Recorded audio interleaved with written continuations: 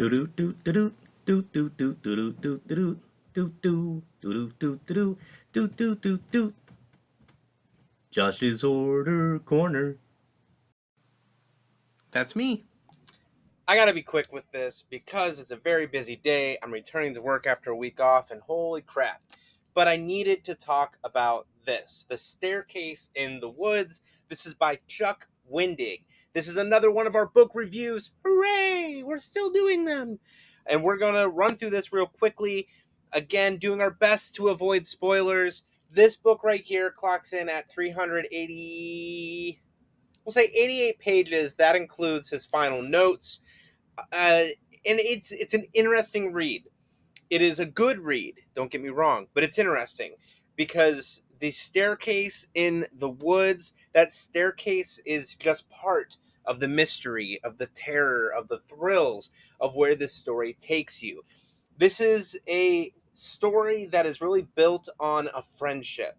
Now, you get those friendship kind of tales a lot in the Stephen King universe with the Losers Club, with the boys from Stand By Me. You get that bond between those groups that are some of the most important bonds that we ever have in our entire lives. That's no different here. You have the group of friends, Maddie, Lauren, Hamish, Owen, who I always wonder if he was named after Owen King, which is a weird thing to wonder since there are a lot of Owens out there, but whatever. And Nick, and they are friends that they have gone about their lives drifting apart. They still stay in somewhat of contact, but overall, it's just emails occasionally. Maddie, he's no longer a part of that friend group because of an event from their youth that you will read about in the book. And it is that event that really triggers this story and pushes it forward and creates the mystery behind the staircase in the woods. Now, like I said, I want to avoid spoilers here, but it's important to say that there will be a brief amount of time where you think, okay, so what's the staircase for? What's the point? Why are we doing this? There's jumping around in time. One specific jump back is what really brings the conclusion to fruition. And that is where I kind of was like, meh, I didn't love the ending, which is maybe that's one reason between the group of friends, the Covenant reminded me of the Losers Club to an extent, and Owen. Maybe my mind was just wrapped in a Stephen King kind of mindset with this one, but the ending was also kind of Stephen King ish, where it just like steamrolls to that ending, and then you're like, whoa, whoa, whoa, whoa, whoa, what just happened? I recommend it. I think Chuck Wendig is a very, very, very talented writer. Between Wanderers and Wayward, those books were phenomenal. I absolutely adore those stories. When I was reading this, there was a reference to a politician of the last name Creel, and I was very lost. Like, I know that name. I know that name. And I felt ridiculous Googling where that name was from to learn that it was I don't want to say connection, I would say a slight nod to the Wanderer's stories. Is Chuck building his own universe, connecting the stories together? I don't know. I don't know enough of his work to be sure. The Book of Accidents is upstairs on my bookshelf. I need to take it down and read it. But ya boy is a busy dude, and I'm terrible at not stacking books to be read on top of books to be read. Chuck Wendig is the New York Times best-selling author of Wanderers, The Book of Accidents, Wayward, and more than 24 other books for adults and young adults. A finalist for the Astounding Award and an alumnus of the Sundance Screenwriters Lab. He has also written for comics, games, film, and television. He's known for his popular blog, Terrible Minds, and books about writing such as Damn Fine Story. He lives in Bucks County, Pennsylvania, with his family.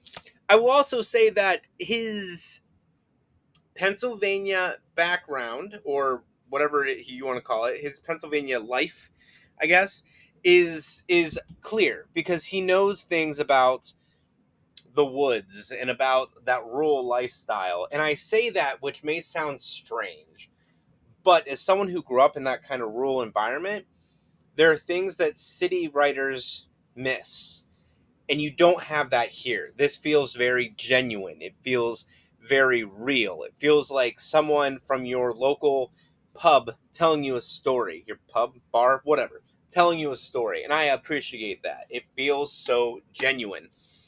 Telling you about the inside here, a group of friends investigate the mystery of a strange staircase in the woods in this mesmerizing horror novel from the New York Times best-selling author of The Book of Accidents.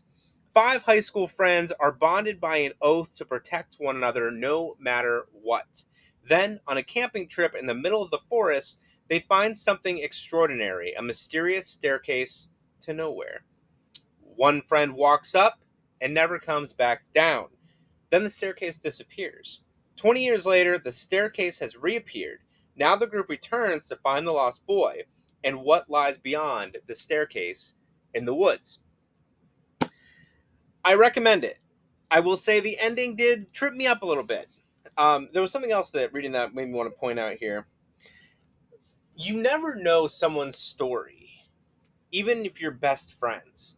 And that's one thing I did appreciate about this is as these kids who were such good friends growing up are reconnected and you start learning things about their hidden struggles, you realize you don't always know everything someone's going through. Sometimes things, try not to curse, are really hard in someone's life and you may miss out on those details.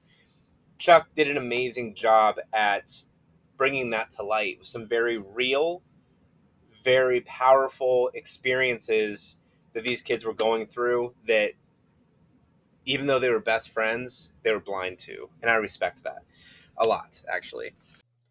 So I made that video yesterday, and when I went to bed last night, I couldn't sleep, and I was looking through some notes I had taken about reading Staircase in the Woods.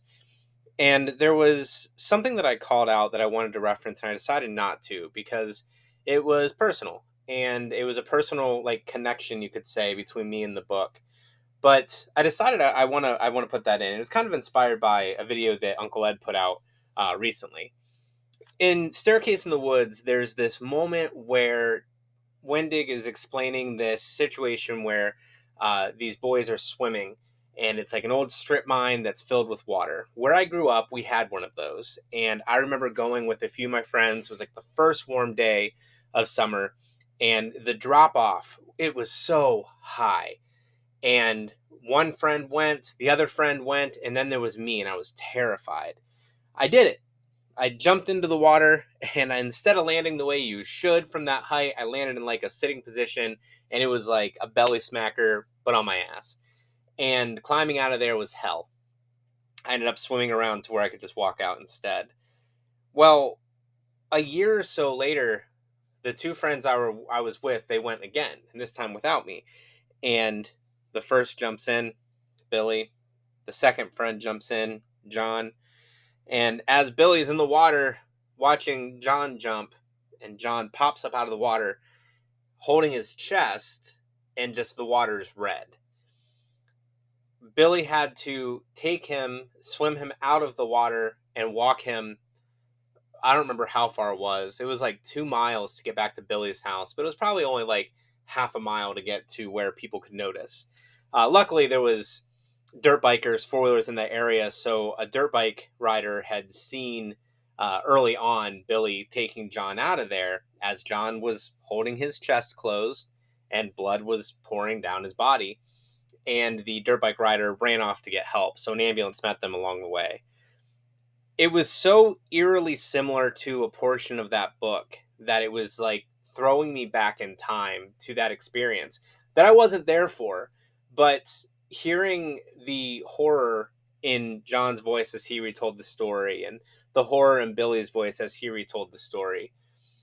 And then there was also just that simple matter of these were 2 friends of mine that we were really inseparable back in the day.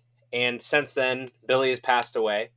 Uh, John and I don't speak. And you never know who your friends are today that will be your friends in the future.